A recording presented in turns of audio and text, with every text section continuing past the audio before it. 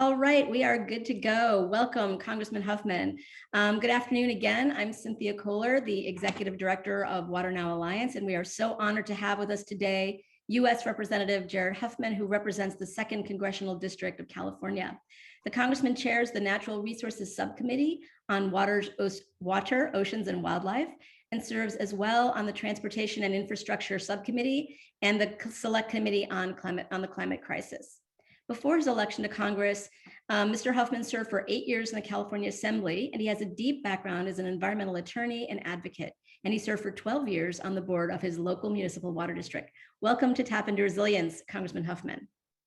Well, thanks for that great introduction, Cynthia. It's good to be with you. Pleasure to join you for this summit, and honored that you would ask me to be part of this great program and offer a little federal perspective on our nation's water infrastructure and policy making. I want to give a big thank you to WaterNow for putting this event together, and also really for your ongoing very good work to advance innovative out-of-the-box solutions in communities all over the country.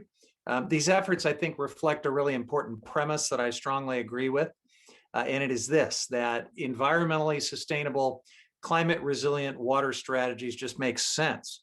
We do not have to pick winners and losers to solve our water challenges. We can fully meet our needs through projects that are cost effective, that create more livable communities, that ensure social equity, and also create good paying local jobs. So thank you for that. And I'm also impressed with the way WaterNow is advancing these strategies and supporting local leaders that are part of this transformation. So again, great to be with you. Thanks for including me. For those who don't know me, so I am Congressman Jared Huffman. I represent California's great North Coast. My district goes from the Golden Gate Bridge all the way to the Oregon border. And I chair the Water, Oceans, and Wildlife Subcommittee, or the WOW Subcommittee. We've got the coolest acronym of any committee or subcommittee in Congress. And that is within the Natural Resources Committee. Before my time in Congress, I was a state assemblyman. And there I chaired the Water, Parks, and Wildlife Committee. Before that, as Cynthia just mentioned, I spent 12 years on my local water district board. So you get the theme, right? I am one of those water wonks who, I guess, think in CFS and acre feet, because I've spent most of my professional life working on various aspects of water. So here we are today at the beginning of a brand new presidential administration, very different type of leader, with a different team, with very different values and a different policy agenda, different environmental platform, certainly different attitude towards science. I would argue a very different attitude towards basic facts and the truth and decency, but please don't get me started on all of that. The bottom line, I think, is that this is a new and I believe much improved climate for tackling complex water challenges. We also have a new majority in the US Senate and a narrower Democratic majority in the House. So all of this has to be factored into the new political landscape that will determine what happens in the next few years. But with this big historic COVID relief bill, the American Rescue Plan, just signed into law, already starting to push out major benefits to how we recover from the pandemic, how we lift folks out of dire economic hardship. Next up is infrastructure. And I believe we have a once in a generation, maybe a once in a century opportunity to pass something big and transformational on infrastructure. President Biden's Build Back Better agenda is going to cover many modes and sectors of our economy. But I know that this group is most interested about water. So let's talk a little bit about that. Transportation and Infrastructure Committee Chairman Peter DeFazio, I serve on that committee, recently introduced a big part of the water component of this plan. It is a bold water infrastructure bill. I'm happy to co-sponsor it. It's called the Water Quality Protection and Job Creation Act. I believe this is going to be bipartisan and would authorize $50 billion in direct infrastructure investment over the next 5 years to address crumbling wastewater systems, local water quality challenges of all sorts. And the bill would significantly increase the amount of federal funding available to states and communities through the Clean Water Revolving Fund program, which you are all surely well aware of. This is the primary source of federal assistance for wastewater infrastructure construction, and it has not been reauthorized since 1987. So this is something that really needs to happen. But Chairman DeFazio's bill covers a lot, everything from cleaning up PFAS contamination to helping tribal communities address water needs. It is a reminder that we have a broad set of challenges, from outdated and corroded pipes to the ever-present threat of climate change and extreme drought. But we can and will rise to this challenge, I believe. I am certainly looking forward to advancing this bill through the T&I committee. I also want to mention our work on the Natural Resources Committee, because that's important to meeting the water needs of the arid West. And last year, I managed to get my bill, the Future Western Water and Drought Resiliency Act, included in the House infrastructure package. It became known as the Moving Forward Act. And we secured several provisions in there for the 2020 omnibus as well that was enacted into law. But we still have a lot more work to do to make sure the Bureau of Reclamation invests in resilient water infrastructure and includes both surface and groundwater storage, water reuse, desalination, efficiency, and conservation. These are the tools that we are emphasizing. And so we'll keep focusing on the greater need for investment in watershed health as well to benefit and sustain fish, wildlife, downstream communities. We'll keep working on advancing research, developing the water sector and expanding things like, modern technological tools, data, the things that I know many of the participants in your conference here are experts in. So we've had one successful hearing on this already in my subcommittee, really collaborative, bipartisan conversation on water infrastructure, how we can find win-win outcomes with a diverse set of stakeholders. We're going to continue to have that conversation as we go forward on the infrastructure package in the weeks ahead. The path forward, I think, for an infrastructure package is still not totally clear, mainly because of politics. We don't know if this will be a second reconciliation package, if it will have strong bipartisan support, but I do know that any comprehensive infrastructure package has to include our neglected clean water infrastructure. And ideally, I think it should include the watersheds and the natural infrastructure that makes clean water possible. I also know good process makes good policy. And so we need to keep listening to locals to make sure the bill meets the needs of local communities and water managers. I've done a lot of that over the past few years. And frankly, the story I hear there is both of unmet need, but also one of great opportunity for investment. So I'm excited that we're going to make this happen in this Congress. And I'm also really delighted that it is front and center in President Biden's American Jobs Plan. This is a plan recently unveiled that includes a monumental win for water, $111 billion in new spending for water. It's a transformational approach that will bring our infrastructure into the 21st century with a focus on equity, jobs, and resilience. Really looking forward to working with the administration and my colleagues in Congress to bring these plans and visions together and then start delivering solutions for our country. So one final priority when we talk about water infrastructure, and it's not so much about building things, it's about tax policy, actually.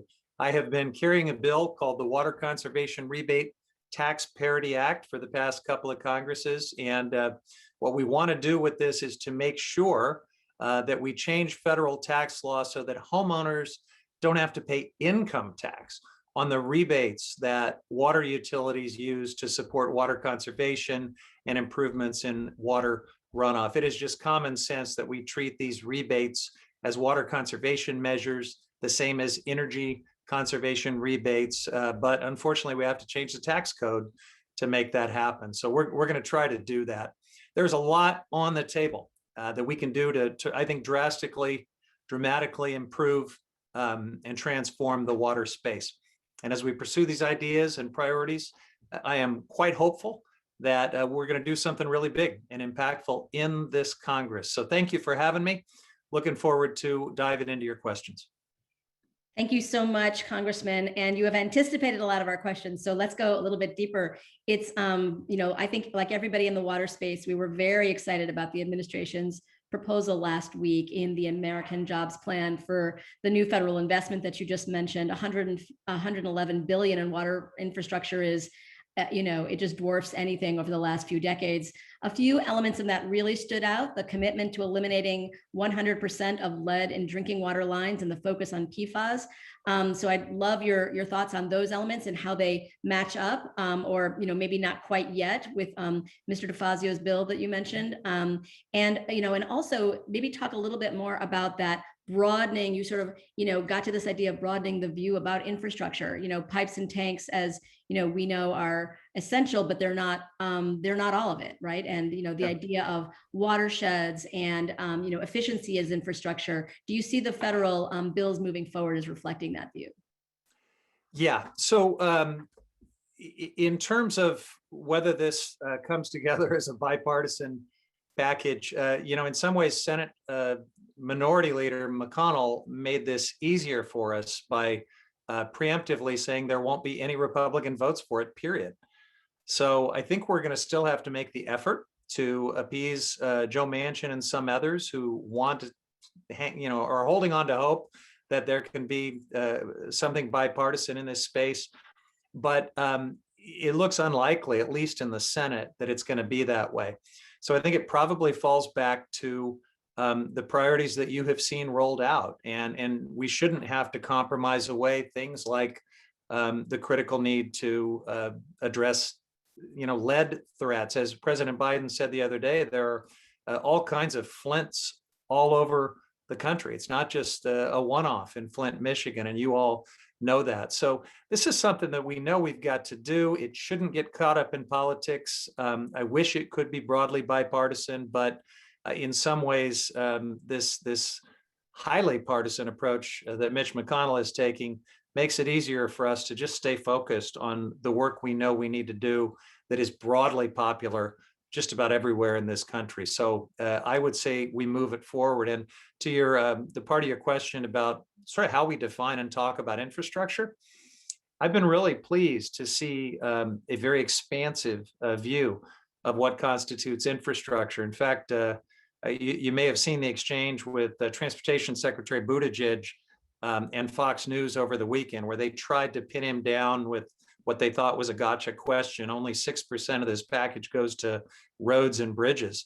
And he pushed back in a way that they really couldn't refute by talking about what modern infrastructure actually is. It's got to include broadband. It's got to include climate resiliency. And President Biden has gone even further, and other officials, by talking about human capital and other aspects of infrastructure. And so I feel really good about the way we're controlling this narrative and trying to reshape the conversation away from some 20th century definition of infrastructure that would just be roads and bridges, and make sure certainly we include water harder infrastructure, but as I said before, also the watersheds and the natural infrastructure that are inextricably part of solving those challenges.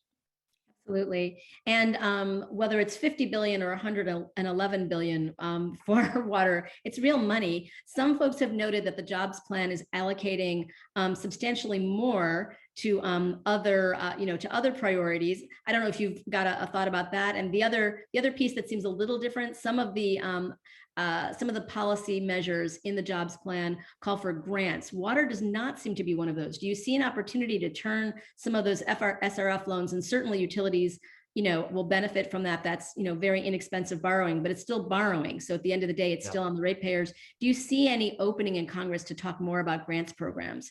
I hope so. I'm certainly willing to work on that, because I think we do need to see more grants and less loans. So I take that point. In terms of how water stacks up against other things that are in this plan, though, I wouldn't worry too much about the fractional share.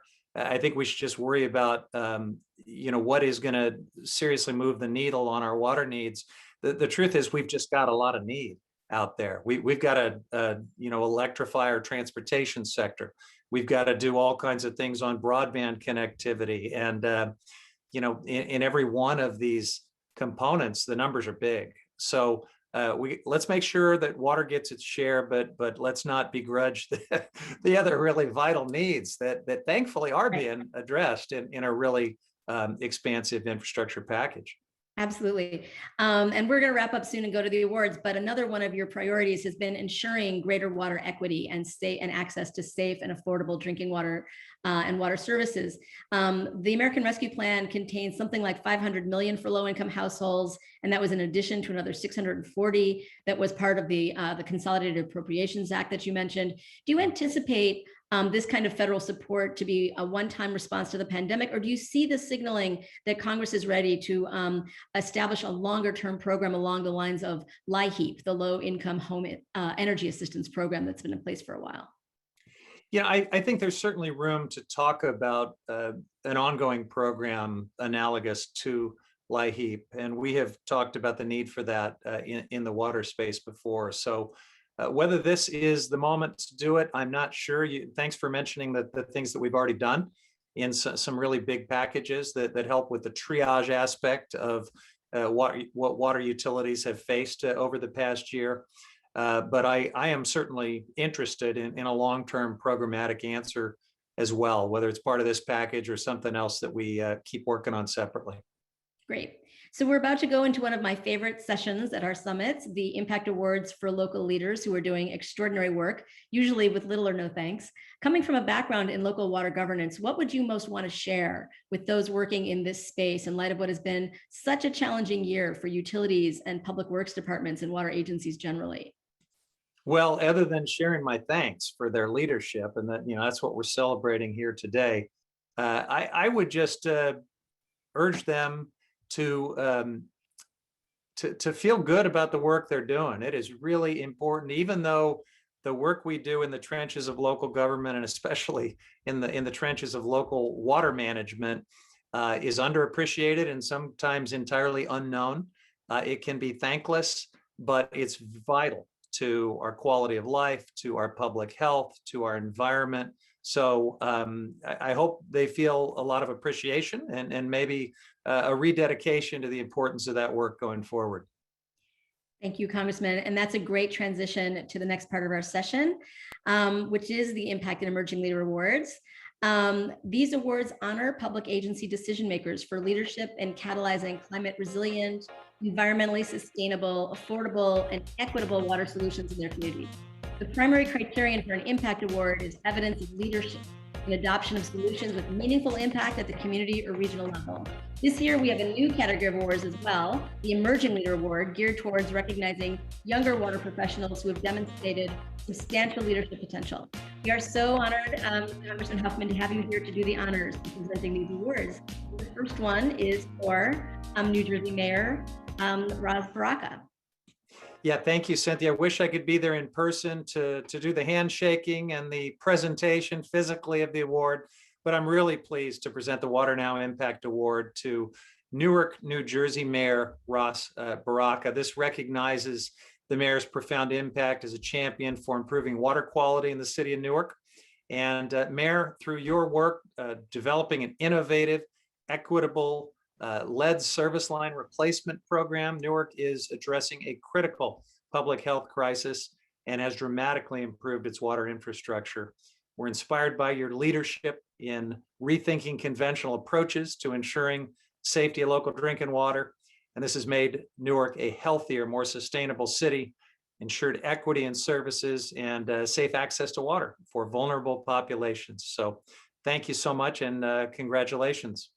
Thank you. In addition, by the way, Mr. Mayor, to presenting this award, I'm pleased to present you with this virtually with this congressional certificate recognizing your achievements. And I want to thank you for your many contributions. Thank you, Congressman Huffman. We really appreciate that on behalf of all of the residents of the city of Newark. God bless you. Keep up the great work. Thank you. I appreciate that. It was a very difficult time here in the city of Newark, getting through what was a crisis for us. We worked very hard, put our head down. I just want to, give the congratulations where it's due to all of the workers in the city of Newark, in the Department of Water and Sewer. Kareem Adeem, the director there. The director had just passed away. He assumed the role in the middle of this crisis and did an awesome job. The collaboration we have with the county and the state would have never happened without those folks, and the kind of innovative thinking that we were able to put together to make this happen in a very equitable way. We had to pass 2 laws to make sure we could change people's lead service lines with public money, and make sure we can go on their property and do it without landlords' consent. All of this stuff happened in a matter of months, and which is unheard of, by the way. We were able to elevate this program and expedite it, and all of Newarkers are benefiting from this for generations to come. So I'm exceedingly proud about this, and I want to thank everyone who thought of Newark to give us this award. We appreciate it. It is necessity is the mother of invention. We worked hard because we had to and we needed to and we believed in it. So thanks again for this award on behalf of 300,000 residents who are better off because we focused on changing the lead service lines. Thank you. All right, well, terrific. So our next Impact Award goes to the full Board of Commissioners of Central Arkansas Water. This recognizes this board's exemplary leadership in the issuance of the first ever certified green bond to protect forests in order to secure clean drinking water quality. This was a decision with major impacts, signaling a new era for green infrastructure investments nationwide.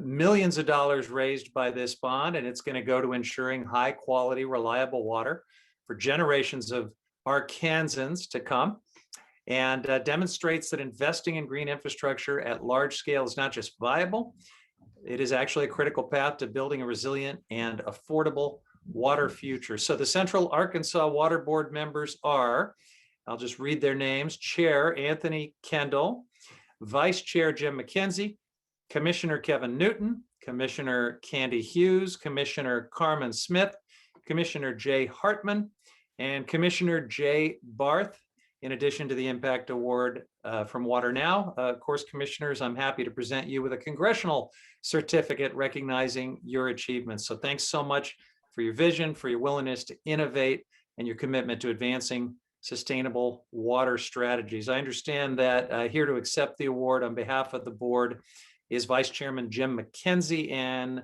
CEO Tad Bohannon. So thank you, gentlemen. Thank you, Congressman. Let me start by saying that prior to joining our Water Commission, I spent 30 years as the director of our Regional Planning Council, and I was sitting here listening to your keynote, getting more and more excited about the possibilities that the Infrastructure Act holds for water and for so much else. So on behalf of Central Arkansas Water and our Board of Commissioners, I'm honored to accept this award for our sustainability efforts, as you mentioned, in particular, the issuance of the world's first ever certified green bond. We think that the green bond signals a new era of sustainable infrastructure investment. It offers investors both secure financial returns and strong environmental impacts. You can do good by doing good. CAW has long put a focus on the protection of our water sources and their watersheds. We think it's the most sustainable and cost-efficient way to ensure high-quality water for our customers. And our commission in particular encourages our staff to not just be environmentally responsible in our operations, but to be environmental leaders. Our CEO, Mr. Bohannon, and our watershed protection team leader, Raven Lawson, have been, I use the term aggressively entrepreneurial, and their stewardship efforts in this award, we think, is a recognition of that. We owe a huge thanks to our partners, the World Resources Institute, which took the lead in prepping CAW for the bond issuance, and Encourage Capital, which provided investment guidance and support along the way. And finally, thanks to the WaterNow Alliance for the recognition of Central Arkansas Water and our watershed protection program. I am sure that it will encourage even greater efforts on our part in the future, and we look forward to the exciting opportunities that the Congressman outlined in this keynote. Thank you very much. Thank you and congratulations. So we're going to go from Newark to Arkansas and now to beautiful Aspen, Colorado. The WaterNow Leadership Award is being given to honor a local water leader of extraordinary vision in advancing innovative water strategies and protecting water resources for the future. This is a person who has had a sustained impact on her community. I'm delighted to present this year's Leadership Award to Aspen, Colorado City Council member Ann Mullins, and to recognize Ann's role as a champion for water policies that prioritize environmental stewardship. Ann, through your unwavering support and guidance on the Roaring Fork Regional Water Efficiency Plan, the City of Aspen's Water Efficiency Plan, and the development of the Water Efficiency Landscape Standards and the city's Qualified Water Efficient Landscaper Program, your community has become a model for smart and practical water demand management across Colorado and the Basin states. Your work, I believe, exemplifies what it means to be a WaterNow member and a water leader, a water decision maker invested in sustainable, affordable, and climate resilient solutions. And as with the others, in addition to this award from WaterNow, I'm pleased to present you with a congressional certificate recognizing your achievements. Ann, thanks for everything you do. Oh, thank you so much. Thank you so much to WaterNow. I am so honored to receive this award and also to be among this stellar group of awardees. It's wonderful. As a landscape architect by profession, I've always advocated for, understood the importance of, and been very interested in all issues water. And Representative Huffman, I want to reiterate and also thank you for mentioning, infrastructure is not just the built environment as people recognize it, but it is also part of the natural environment, but only a healthy natural environment can serve as infrastructure. So point well made. Thank you very much for bringing that up. And then as an elected official, I became acutely aware of how our policy decisions could affect, either good or bad, the significant water issues in Aspen, in the Roaring Fork Valley, in the Colorado River Basin. And as you mentioned, going from a landscape ordinance, which was enacted in 2017, took 5 years to do, saves us millions of gallons of water every year, to identifying and relocating a reservoir so that we could retain and preserve our vulnerable conditional storage, City of Aspen's conditional storage water rights. I have dealt with numerous issues over the last 8 years on city council. Quickly, I attended my first WaterNow summit in Salt Lake City several years ago and recognized that this group holds a really unique place in the environmental water nonprofit arena, in that it doesn't show people exactly how to implement things. It doesn't send staff back home to do projects. It educates us electeds on how we can put together policy that's actually doable. What tools, what strategies, what we can take back home to our staff, who here, the staff is brilliant, they're wonderful, they're hardworking, to put together these really successful projects.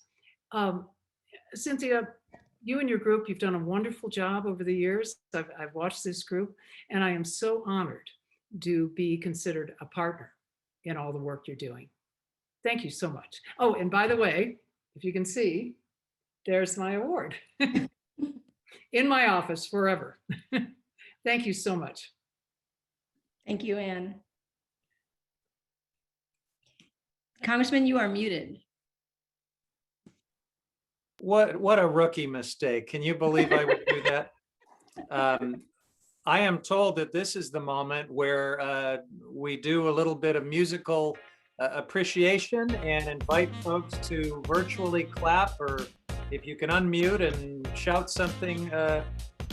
We want to celebrate all of these wonderful awardees that we just heard from.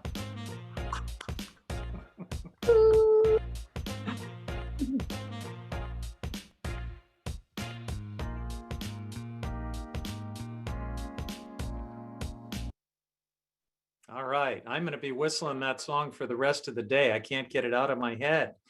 I think that it is now time to move on to WaterNow's Emerging Leader Awards. I understand this is a new award category this year, designed to elevate and celebrate mid-level water professionals who've demonstrated extraordinary passion, initiative, and promise in advancing change in areas of sustainability, equity, and community engagement.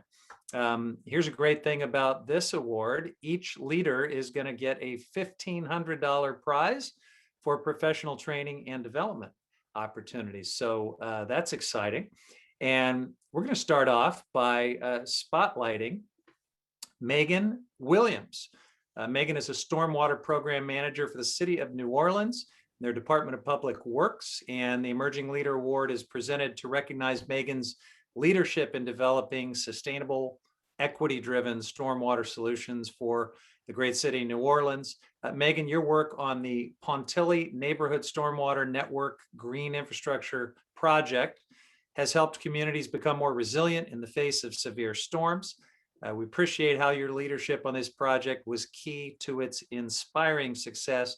Your efforts to develop it really exemplify what it means to be a public servant, and the positive impact of this project is clearly going to be felt in these communities for years to come. So we will now share a short video that tells a little more about Megan's work on the Pontilli Neighborhood Stormwater Network Infrastructure Project. My name is Megan Williams. I am the Stormwater Program Manager for the City of New Orleans Department of Public Works. My job primarily focuses on, I guess, sort of re-envisioning how we manage stormwater, kind of getting away from the traditional engineering approach. I am an engineer by nature. That's what my degree is in. So we typically find things that work and we like to stick to them. But we are living in a world that is constantly changing. Climate change is really affecting us in terms of our wet weather. So I've been tasked with sort of re-envisioning how and where we need to do some stormwater management, some really innovative ideas. One of my goals is to have some sort of robust stormwater management program in every single one of our neighborhoods. If we can really implement that on a wide scale throughout the city, then we can kind of start changing how our city responds to these large events. Pontilli is it's a stormwater management project that spans two neighborhoods, Pontchartrain Park and Gentilly neighborhoods. This area was under several feet of water for Hurricane Katrina.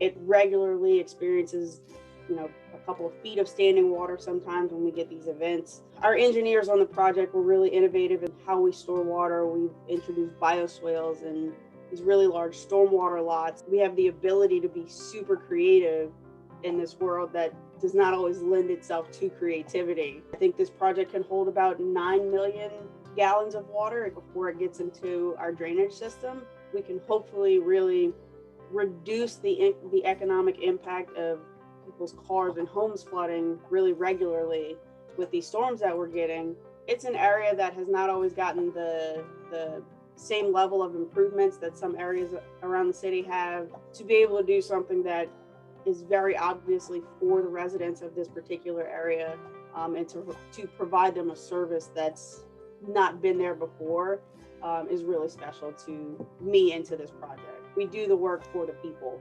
When you can keep the residents and their daily lives and the needs of their daily lives at the forefront of this, then you can really change the landscape of your interactions with the public. And that's how, at least that's how I see, we get the buy-in of trust. And when you don't have trust, neither one of us want to invest in each other. When you're a city that is founded in this really deep love for one another, we come through for each other in times of need. We've seen it with the flooding, we've seen it with COVID now. We rally our troops for everything that people need. Why should we not do the same as the city?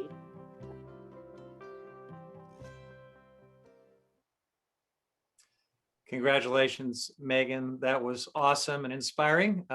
As with our other awardees, in addition to the to the Impact Award, I'm going to present you with a congressional certificate recognizing your accomplishments. So I think now we're going to move on to Spotlight. Wait. oh, We need to let Megan speak. Oh gosh, I'm so sorry. Let's go, Megan, go. That's all right. Thank you. Thank you so much. Thank you to WaterNow for this amazing award. Thank you to the people who have trusted me to do this type of work. New Orleans is a very special place. I've called it home since I was born. We've got a really unique set of issues here. Climate change is right in our face all the time, whether it's hurricane season or not. So it's a special set of challenges that we have, and as an engineer, it's a really special place to exist, to really push the limits of our creativity, to do something special for a city that really needs it. So I thank you to the people who nominated me, the people who have been my champions, and I just hope I can do right by our residents and continue this really good work. Well, great. I'm so glad we got to hear from you live, Megan. Sorry for that stumble, but it gives me a chance to tell you that that little puppy dog sleeping in the back of your video was very cute as well. So congratulations. Thank you. All right. I think now we are going to move on to the next emerging leader, and that is Elizabeth Gillitzer Gallardo. I hope I pronounced that right, Elizabeth. Elizabeth is a revenue supervisor with Aurora Water. So we're going back to Colorado, near Denver. And Elizabeth, we're recognizing here your initiative to ensure equitable access to clean water in the city of Aurora. Your leadership in developing and managing your community's Water Cares program has helped hundreds of families get financial assistance that they needed. And even in times of crisis, they are going to have unimpeded access to clean, safe drinking water. So that's fantastic. It's a program that serves as an inspirational model for similar programs around the country, exemplifies the importance of service to our communities. And we're going to now see a short video that tells us more about Elizabeth's work with the Aurora Water Cares program.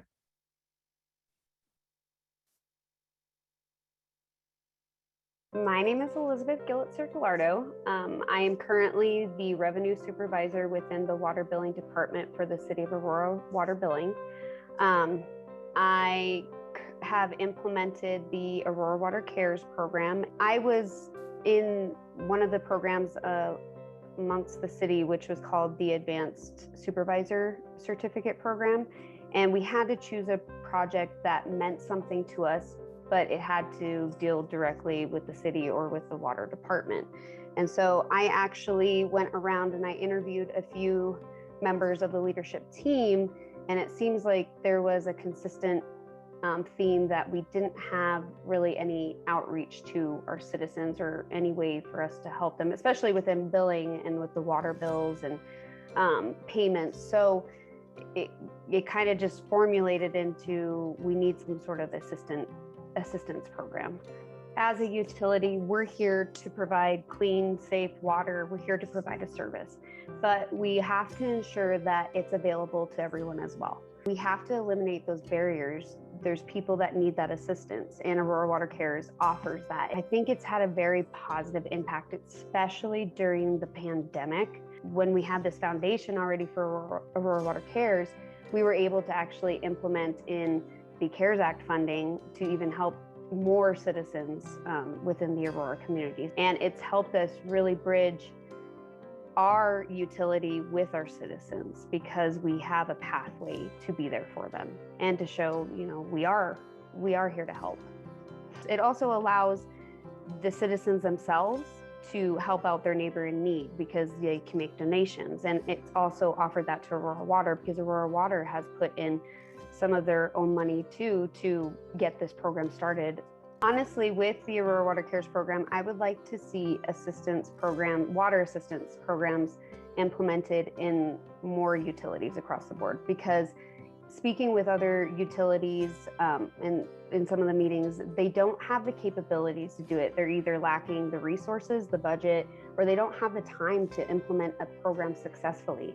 And they all consistently say, I wish we had a program like that, or like some of the other ones that are out there, because it would allow us to help our citizens and not, we're not just a business here running a business, doing our daily stuff. We're here to actually be there for their community as well. So I would like to see, I don't know how it would be done, but a unified approach to implement more water assistance.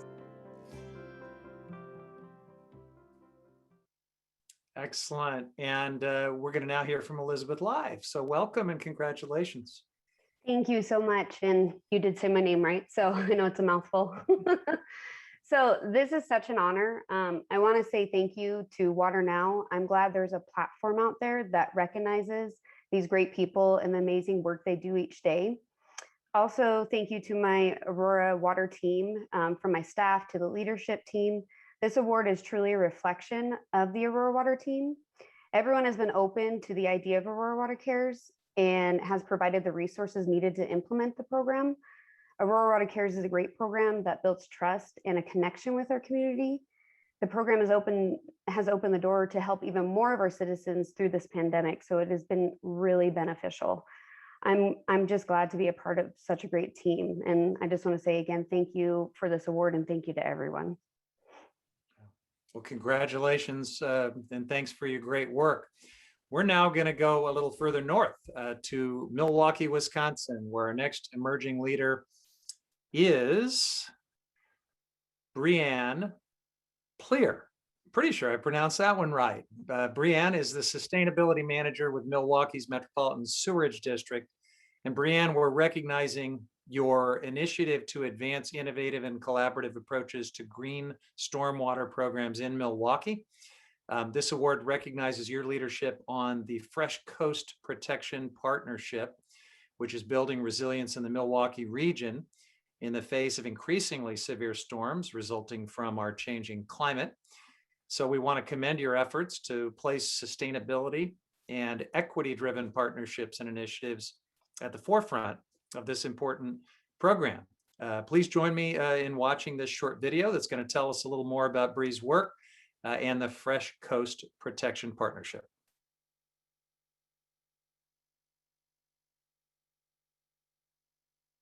I'm Bree Pleer. I'm the manager of sustainability with the Milwaukee Metropolitan Sewerage District. The Fresh Coast Protection Partnership is a first of its kind project for the district. It's a public-private partnership that we started in early 2020. Really what it is it's an alternative delivery model to get green stormwater infrastructure, as we call it at MMSD, just green infrastructure, installed within our service area. We've got these really big goals. One of them is the 2035 vision, which has a goal in it that we capture that first half inch of stormwater that falls on impervious surface within our service area. And we calculated that down to be about 740 million gallons.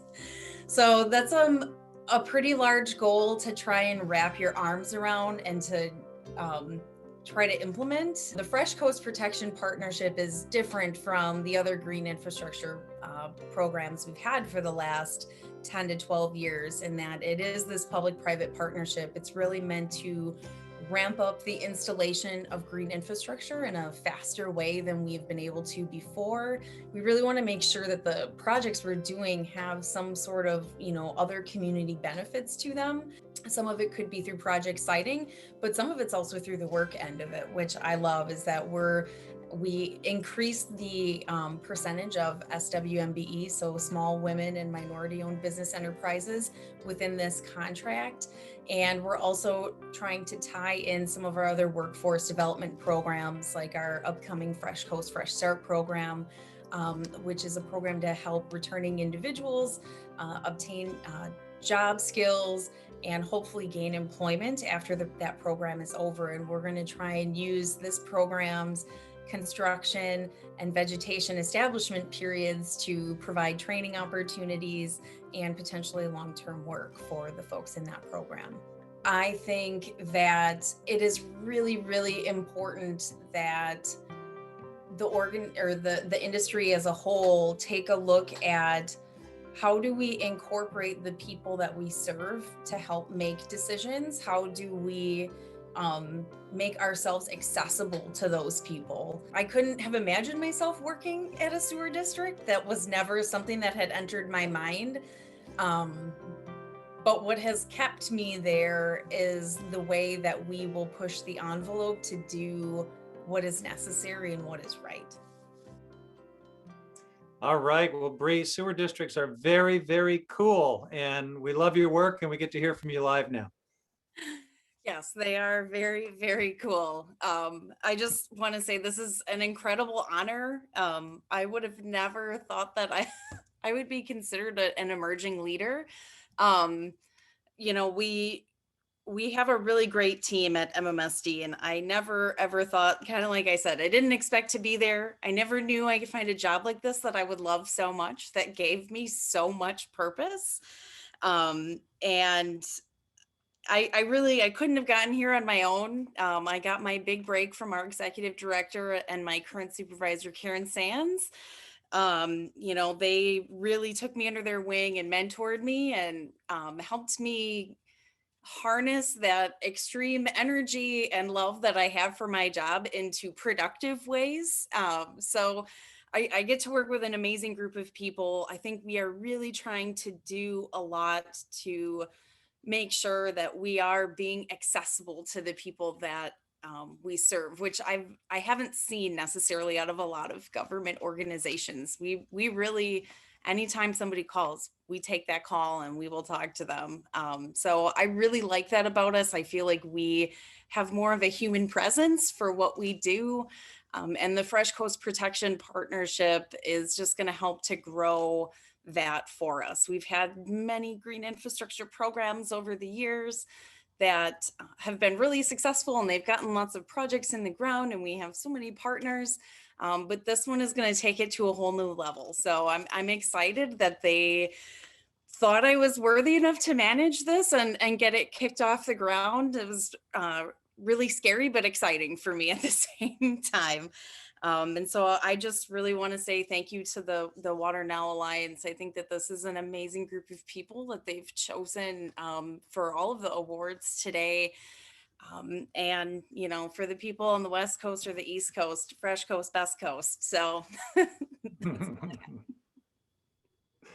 Congratulations, Bree. Thanks for your great work. You know, for all of these awardees, I have colleagues in Congress who I'm going to go and brag to, because I think I know who represents each. I'm thinking it's Gwen Moore, probably there in Milwaukee, and over in Colorado, I think Eddie Perlmutter, and then in New Orleans, we've got Cedric Richmond, who's now in the White House. It's harder, though, for our next and final Emerging Leader awardee, because the city of Los Angeles has like 20 members of Congress. So I'm not sure which of my colleagues I will brag to about this next emerging leader.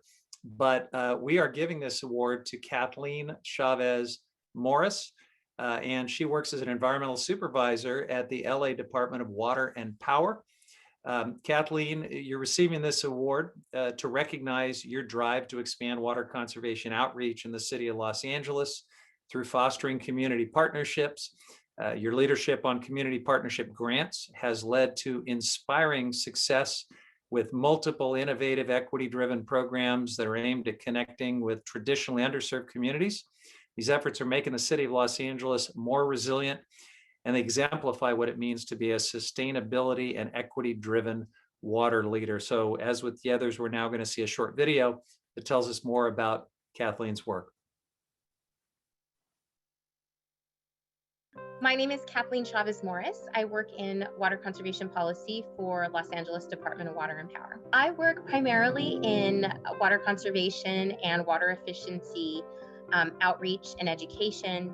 I develop new programs so that our customers can save water at home or commercially. And one of the big tasks that I'm responsible for is forging and creating new relationships with nonprofit organizations that are reaching into communities that may have been underserved in the past. The Community Partnership Grant was started originally during the last recession. We've granted about $900,000 in grants to nonprofit organizations since the inception of the program. A lot of these community organizations that we work with have established roots in certain parts of the city. They're trusted allies, and they are able to disseminate information into communities that we may not have had that access to originally. The two projects that were called out in this award are ones that I'm specifically very partial to for two reasons.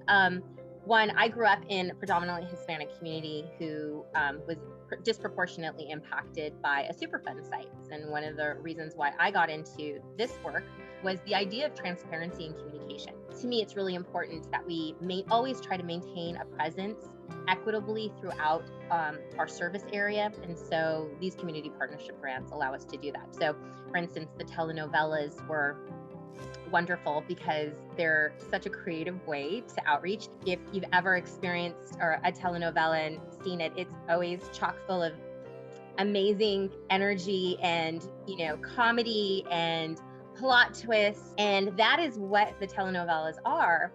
And with a baseline story of, hey, we should be water efficient. And then the certificate program that we partnered with Theodore Payne Foundation is another great program because it provides us with the opportunity to really kind of increase the potential of green jobs in the state of California. The governor had called for over 50 million square feet of turf to be removed. And we were able to accomplish that here in LA alone. That's a huge landscape transformation that was happening. And we wanted to make sure that there were landscape professionals out there that could maintain these gardens. And we were keeping a very close eye on the fact that we did not want to disproportionately impact Spanish-speaking sole proprietor landscapers or gardeners. I think it would be great to see in the future water utilities just looking at community engagement in different ways and being creative with how they're reaching out to communities. I love being able to do this work. I love the job that I do. I'm really fortunate that I do something that is very close to my heart. Congratulations, Kathy. Thank you so much. It's an honor to be here. I'm so grateful for this opportunity. I wanted to, just thank everybody for, joining LADWP and celebrating the success of these programs. I think it's important just to begin by stating that I'm speaking to you from a suburb of Los Angeles that's known as San Gabriel. It's home to the Tongva, Tataviam, and Chumash tribes. These first people are the original stewards of the land and water that we're discussing today. And I always pay respects to those elders, both past and present, for fostering my sense of stewardship as an 8th generation Angelino.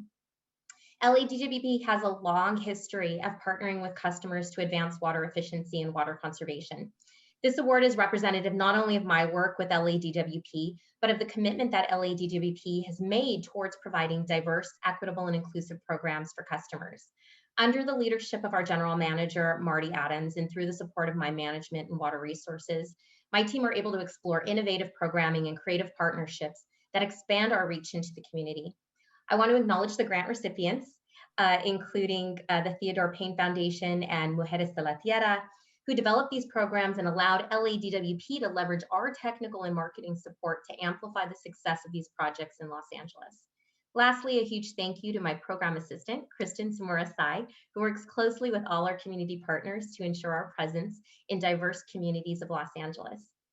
And then I'd also, I just want to, kind of ditto what, all of the other grant recipients have said, that, you'll never work a day in your life if you do something you love. And I'm really, really fortunate to share that same passion that the other award recipients have for their work. I'm very grateful that I get to work in a job that is personally fulfilling to me. Congratulations to all of the other award recipients. And thank you to WaterNow Alliance for this beautifully designed award and for helping me to further my executive education and public policy with an emphasis in diversity, equity, and inclusion. Thank you. Well, congratulations to you, Kathy, and to all of the amazing leaders that we have just honored with these awards. It was a treat for me. It was inspiring for me to participate in this and to hear your stories and to get to meet each of you. I'm going to hand it back to Cynthia Kohler, but as we do that, I understand we're going to have another moment of appreciation where we get to hear our snappy musical tune and clap our hands for the awardees that we just got to meet. Thanks, everyone. It's been an honor joining you. Please feel free to use your reaction emojis and buttons. And I'm not going to keep you all. I know everybody's got a lot going on today, but I do want to offer my thanks and my congratulations to all of our Impact Leadership and Emerging Award winners. We are so inspired by all of you. And I want to make a point. The Emerging Leader Award program, which as Jared mentioned earlier, is new for us this year, was made possible through the generous support of Spring Point Partners. And we are grateful as well to Flow by Moen for sponsoring this awards ceremony. I want to thank Congressman Huffman for joining us today with your inspiring comments and presenting these awards. It is always an honor and a privilege. We are so grateful for your leadership on water issues in Washington and for everything that you do. And finally, thanks to all of you for being here for today and joining us. Please stick around for our very next exciting session on powerful partnerships, equity, and stakeholder engagement in nonprofit municipal programs. We're showcasing 4 exceptional programs from around the country, and you can access that session from your agenda, or there should be a link in the chat soon. Thanks very much, and enjoy the rest of your day at Tap into Resilience. Take care, everybody. Thank you so much.